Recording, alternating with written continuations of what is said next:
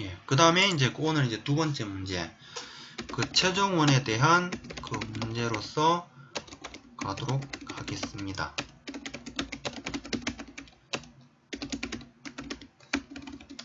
예, 저도 아직까지는 그 같은 그 수험생 입장이고, 그냥 같이 그냥 공부한다라는 입장으로, 생각을 해 주시면 될 것 같아요. 예, 또 혹시나 또 제가 또 그 설명하다가 혹시나 또 제가 또 잘못 알고 있는 부분, 예, 그런 것도 있을 수가 있기 때문에 혹시나 그 부분에 대해서 만약에 자기가 공부해온 내용과 좀 다르다는 부분이 있으면은, 예, 적극적으로 좀 어필 좀 해주시고, 예, 그렇게 해주셨으면 좋겠어요. 예, 그렇게 하면 할수록 이제 저도 이제 발전되는 부분이 있을 것이고, 예, 여기 이제 스터디 참여하시는 그 스터디원 참여하시는 분들도, 예, 같이 그 발전을 이룰 수 있는, 예, 그런 그 형태로 갈 거라고 생각을 합니다. 예, 이제 이러한 그 이제 그 최종원에 대한 문제는 그 과거에 두 문제 정도 나왔었는데, 한 번은 이 문제는 그 86회 때 2교시에 나왔던 문제고요.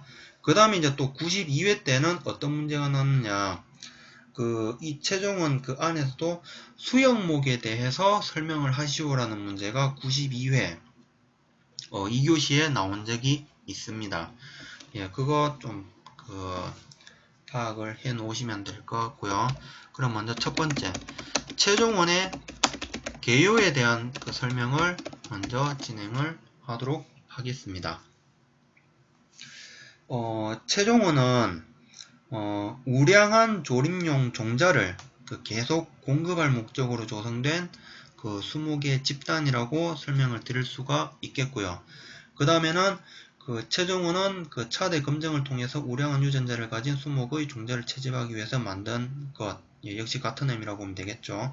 그 다음에는 이제 이러한 그 종자에 대한 그 확보, 그 유전 자원에 대한 확보 경쟁이 갈수록 심화됨에 따라서 이제 이러한 그 최종원에 대한 역할도 중요성이 커지고 있다라는 것, 예, 이렇게 간략하게 개요적인 이제 설명을 드릴 수가 있겠습니다. 그 다음에는 이제 최종원 적지 선정시에 대한 고려할 사항에 대해서 이제 바로 이제 설명을 해 볼 건데, 먼저 첫 번째, 일반 임지에 비해 가지고 넓은 그 식재 간격을 유지를 해야 된다라는 것. 그 다음에는 그 적절한 그 비배 관리와 종자의 결실을 촉진하도록 해야 한다라는 것. 그 다음에는 그 유전 감벌 등을 실시를 해가지고 우수한 종자를 다량으로 생산할 수 있는 기반을 갖추도록 해야 된다라는 것. 그 다음에는 그 자식 현상을 막기 위해 가지고 클론을 임의적으로 배치를 하고요. 그 다음에는 격리된 곳이어야 하고, 그 기후나 토양 조건 등이 그 관리나 종자 생산이 그 편리한 곳으로 한다라는 것. 그 다음에 비옥도는 중 이상 지역. 그 다음에 마지막으로 지형이 깔때기형을 이루는 곳은 피한다라는 것. 그러니까는 그 분지 형태로 이루는 지역, 그 지역 말하는 거겠죠. 예, 이러한 그 7가지가 그 최종원 그 조성에 대한 그 적지 선정 시에 그 고려할 그 사항이 되겠습니다. 그리고 이제 세 번째 와서는 그 수영목에 대한 그 선발 기준이 되겠는데, 이건 크게 그 임상에 따라서 침엽수와 활엽수로 구분을 해주고요. 그 다음에 그 각 임상 내에서도 인공림하고 그 천연림으로 구분을 해서, 예, 설명을 해줄 필요성이 있겠습니다. 먼저 침엽수에 대한 설명 부분. 침엽수와 일단 그 활엽수로 그 구분을 해서 또 임상 내에서도 그 인공림과 천연림으로 구분을 한다라는 것. 여기에 대해서 수영목을 이제 선발하는 기준에 대해서는 기준만 그 설명을 해줘도 될 것 같은데, 이왕이면은 그 요령까지도 같이 설명을 해주는 것도 괜찮지 않을까라고, 예, 저는 그 생각을 하거든요. 먼저 인공림과 그 침엽수에 대한 그 부분.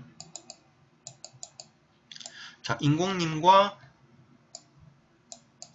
천연님으로 자, 구분을 해서 먼저 인공님에 대한 요령 부분에 대해서 그 설명을 해주고 그 다음에 이제 기준에 대해서 설명을 해주려고 합니다.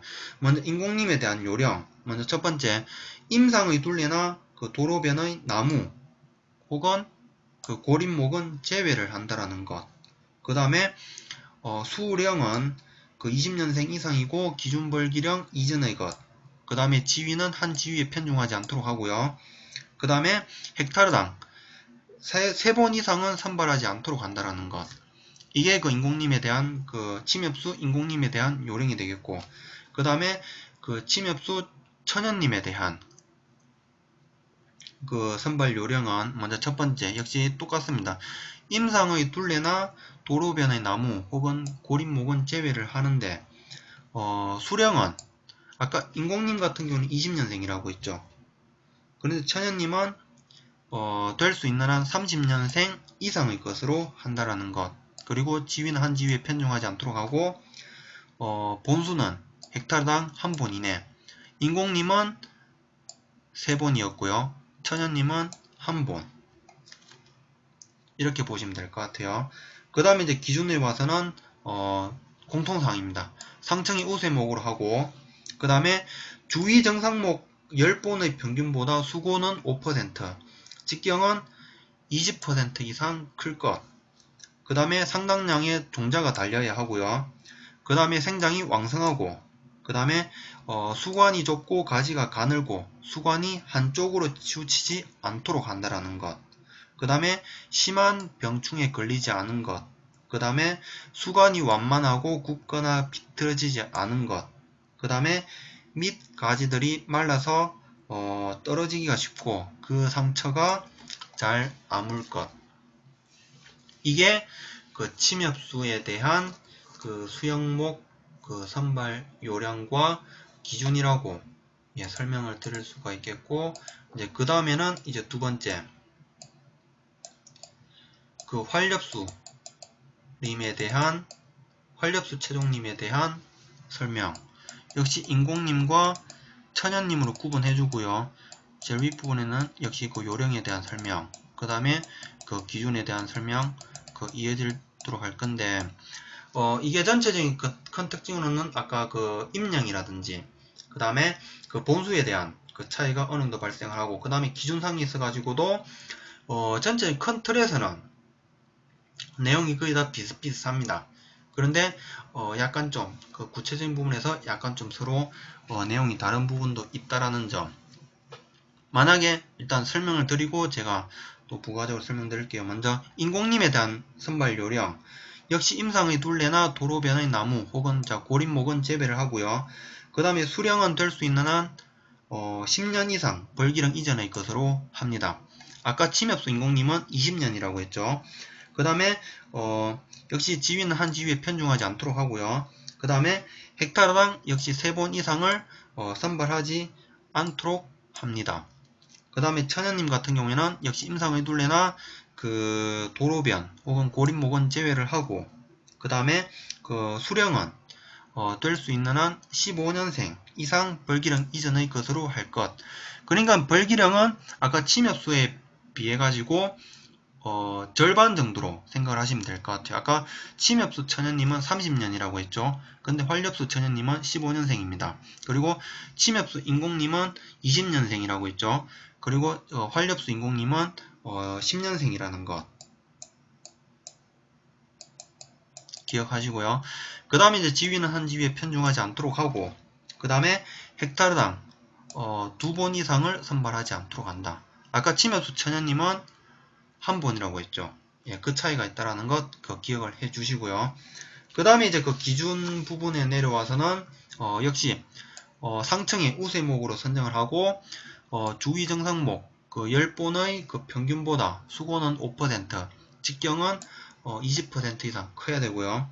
그 다음에 역시 상당량의 종자가 달리고, 그 다음에는 그 지하고가 높고 그 자연 낙지가 잘 될 것, 그 다음에 수관이 완만하고 굽거나 비틀어지지 않은 것, 그 다음에 수간이 분지하지 않은 것, 그 다음에 가지가 가는 것, 그 다음에 병충해 걸리지 않은 것.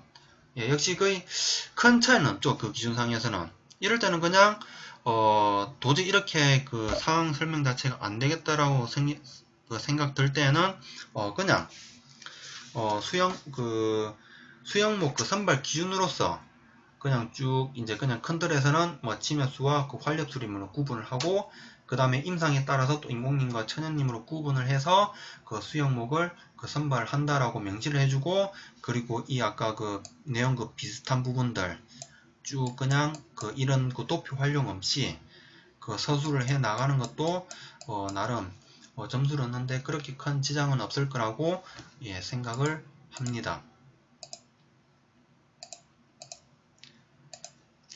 그리고 이제 네 번째 이제 마지막 와서는 이제 저는 이제 바로 이제 결론 파트로 갈게요. 이게 뭐 어떻게 좀 생각을 좀 해보려고 했는데 그렇게 깊이 있게 제가 생각이 잘 안 나더라고요. 그래서 저는 바로 결론 부분 가서는 먼저 첫 번째,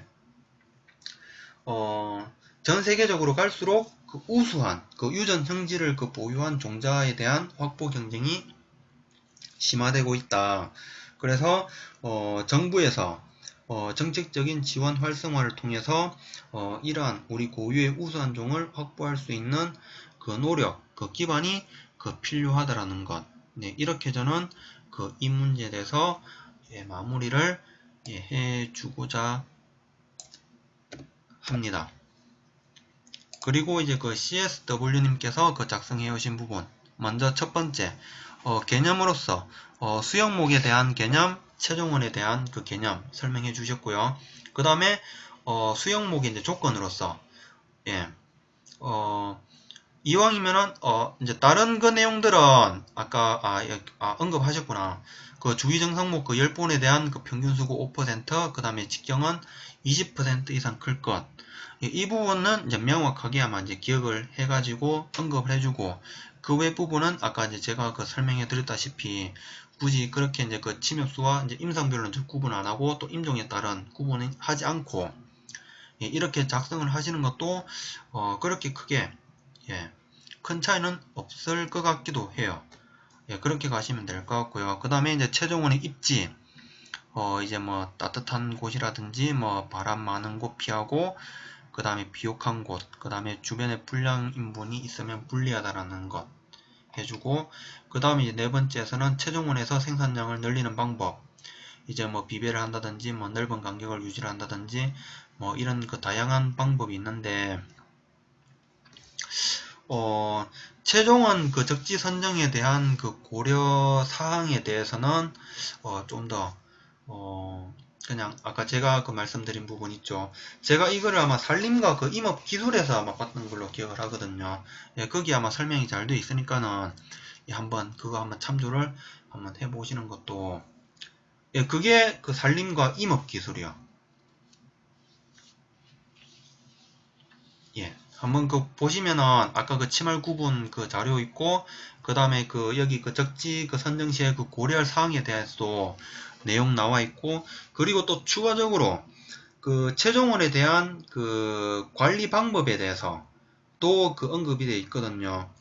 그 부분도 혹시 모르니까는 그 내용 자체가 보니까는 제가 생각했을 때는 그것도 하나의 문제화하는 것도 괜찮겠다라는 그런 느낌 들더라고요. 그래서 개인적으로 공부하실 때는 오늘 이거 최종원 적지 선정 시에 고려할 사항이라든지 수용목 선발 기준까지만 보지 마시고, 그 이후에 그 최종원에 대한 그 관리 그 조성 방법, 그것도 뭐 수용 조절은 뭐 어떻게 하는지, 그런 것도 한번 그 별도로 그 시간 날 때 그 보시는 것도 도움되지 않을까라고 생각을 합니다.